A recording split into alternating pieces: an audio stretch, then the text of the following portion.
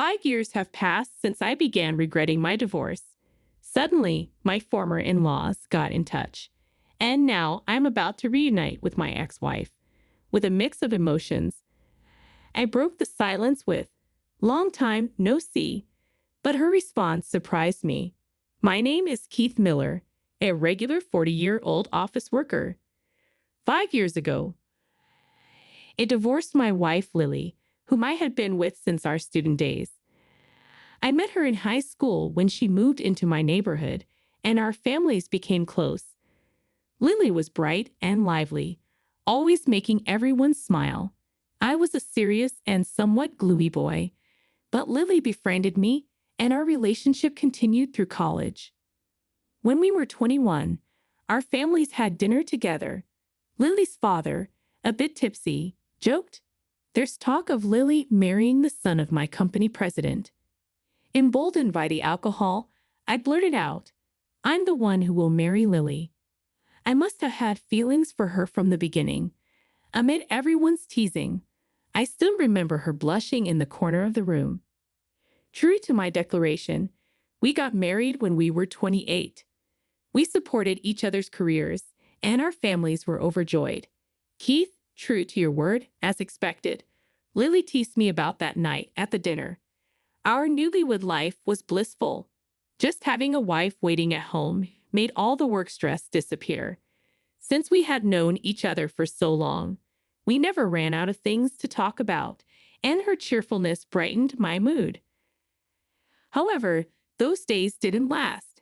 After I turned 30, my work became busier and business trips became more frequent. As I got busier, I found myself unable to focus on our family life. "Maybe it's time we think about having kids," Lily would hint, but I couldn't respond. It wasn't that I had stopped liking her. I thought maybe when work calms down, we could return to how things used to be. But finally, when we were 35, after a typical business trip and preparing for the next, came home to find the house unusually tidy. There was Lily with a resolved look on her face. "Let's get a divorce. If we continue like this, even the happy memories will turn sad." Her expression was one I had never seen in all our years together. That was when I realized how selfish I had been. Regrets came too late. We went through with the divorce, and I lost contact with Lily and her parents. The days that followed were terrible. I went through the motions at work, but my heart wasn't in it. Colleagues, aware of the situation, tried to introduce me to new people, but I wasn't interested. After all, Lily was the only woman I had ever known. I lived as if crushed by guilt. 5 years have passed. I am now turning 40 alone and feeling lonelier day by day. The regrets only grow, and memories of Lily flash in front of me like scenes from a past life. Remembering the days we met, the evenings we spent walking home together, and our newlywed life. The longer the relationship, the heavier the loneliness that weighs on me. I was sure I would never see her again.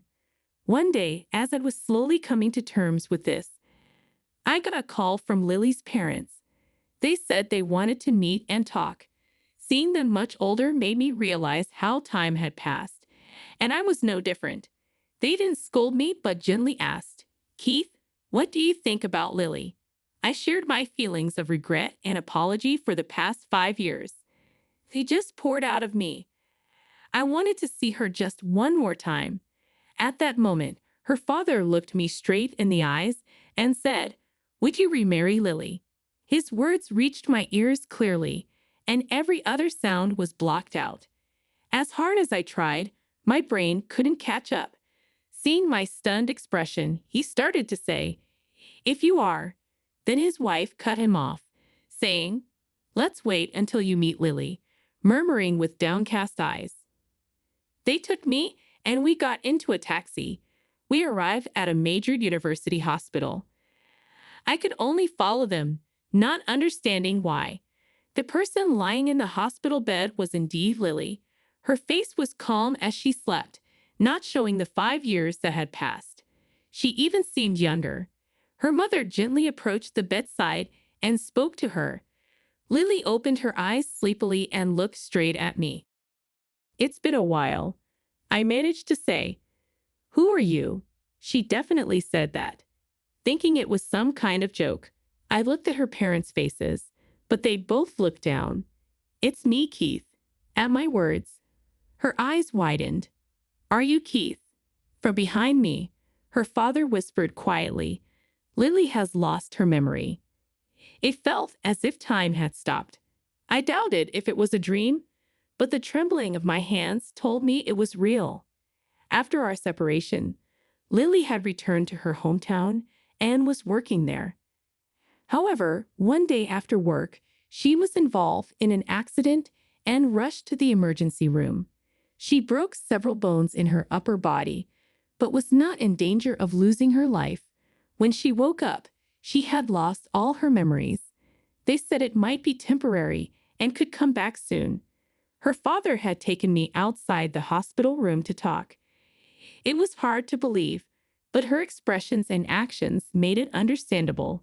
Still, her memory remained vague.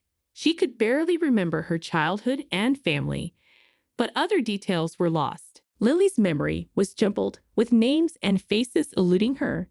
Recently, though, there had been a change.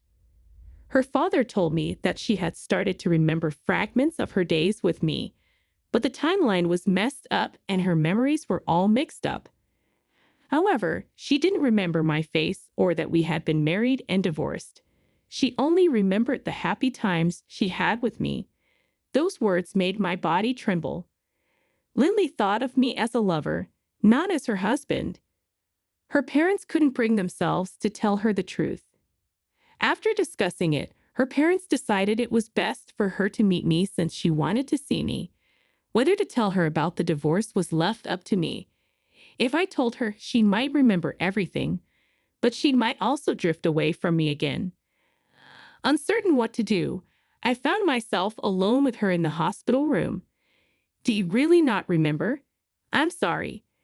I remembered that someone named Keith was important to me, but I can't recall his face." She spoke with eyes as pure as a young girl's. Looking into her eyes, I recalled the days from when we met to when we parted, but those memories weren't the same as hers. "So you can't be sure I'm Keith?" She smiled and said, "If my parents say so, it must be true. Besides, I can't remember, but I'm sure you are Keith." Then she shared with me all the memories she could recall. There was nothing incorrect, but she had completely forgotten our fights and the days before our divorce. There was no way I could tell her. Lily, with her fragmented memory, loved me as she had in the past and cared for me, the very thing I had hoped for those 5 years. But it was just because she had lost her memory. Feeling incredible guilt, I asked, "Can I come here again?" She answered, "Of course." I couldn't return her smile as well as she did. After that, I visited her frequently. Her parents told me, "We just want to make the current Lily happy, so please keep visiting her." "Could you tell me more about us?" "I want to remember more. It must have been happy days," she often said. Each time, I only spoke of the good memories. Couldn't tell her about how I had neglected her, not in front of her smiling face. Those days continued for months. I explained the situation to my parents, and they also met Lily a few times, naturally keeping our marriage a secret. However, her memory never returned. She'd enjoyed her days with me. Finally, she was about to be discharged. She would still need regular checkups, but there were no issues with her daily life. In the end, I never could tell her the truth, neither about our marriage nor the divorce. I felt a guilt even greater than the regrets of those 5 years. Then, a while after her discharge, a family gathering was arranged to celebrate her return home. Everyone was lying to keep her fragile happiness intact. However, perhaps relaxed by her healthy appearance, her father slipped up, saying, "It's been since the wedding that we all gathered like this." The atmosphere froze in an instant. Whose wedding? Lily asked. Her parents quickly tried to change the subject, but the damage was done. I understood everyone's feelings, but ultimately it was my responsibility. Besides, I didn't want to lie to Lily, the woman I loved, anymore. Actually, we used to be married, I said, standing up and looking straight into her surprised eyes. But we got divorced. It was my fault. I couldn't stop the tears of shame. Everyone else in the room was silent, and only the sound of my sobbing filled the space. What do you mean? Lily's trembling voice came through. I told her everything about our marriage and how I had neglected her, which led to our divorce. I'm truly sorry. I took advantage of the fact that you didn't remember. I was ready for whatever she would say. In the end, I was just being selfish and causing trouble for everyone. I shouldn't have been the one crying there at that moment. Lily gently placed her hand on my shoulder. Then let's get married again, Keith. Her voice was unbelievably kind. Led by her hand, I raised my head to meet her eyes. Indeed, I had forgotten your face and our marriage, and I still can't remember clearly. But I do remember that I loved you. Her firm voice continued to resonate in the room, and I still love you now. I want to be loved by you again, including all the sad memories. Her words soaked into my heart. The regrets and guilt I had wouldn't disappear. But finally, I saw a bright path forward, the direction I needed to go. Lily, let's get married. I hugged her while crying with sobs. Our parents also cried tears of joy as they blessed us. Lily held me tightly and whispered in my ear, "It feels like this has happened before." Yes, but I won't let you forget again. I promised her. A few days later, we officially remarried and started living together anew. Lily's memory isn't perfect, but now that's okay. If there's something she forgets, I'll teach her. My role isn't just that. I aim to make the fun memories even more fun and to transform the sad memories into happy ones. This is what I have vowed in my heart.